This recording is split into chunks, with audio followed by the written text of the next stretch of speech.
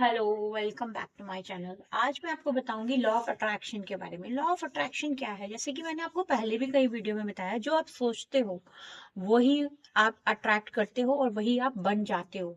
तो ये तो है एक ऐसी पावर जो कि हर किसी को नहीं पता है। जैसे कि आपने सुना है ना अलादीन के बारे में, अलादीन का चिराग के बारे में। इसको अलादीन का चिराग घिसते थे तो कौन आता था? जिन आता था ना। क्या बोलता था? जो हुकुम मेरे आका। तो बस यही जिन आपके माइंड में भी है, जिसका नाम है सबकॉन्शियस माइंड। और इसकी पावर से आप जो चाहे पा सकते हो, जो चाहे। लेकिन हमें क्या है? पॉजिटिविटी से काम लेना है। हमें पॉजिटिव रहना है। अगर आप नेगेटिव बोलोगे तो नेगेटिव ही होगा। होगा 100% वही होगा, चेंज ही नहीं होगा, क्योंकि ये लॉ ऑफ अट्रैक्शन है।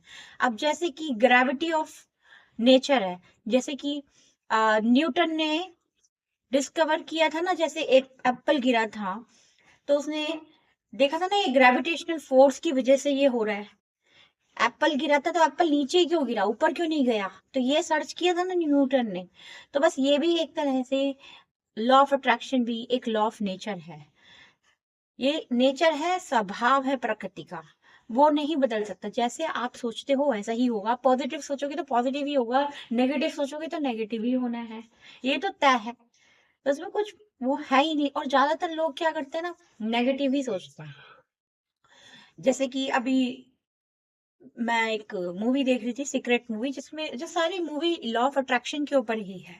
अगर आप भी देखेंगे लॉ अट्रैक्शन और लॉ ऑफ अट्रैक्शन के ऊपर द सीक्रेट मूवी, पूरी मूवी उसी पे बेस्ड है। तो वो देखिएगा। तो उसमें दिखाया है, कई एग्जांपल्स दिए गए हैं। तो उसमें दिखाया था कि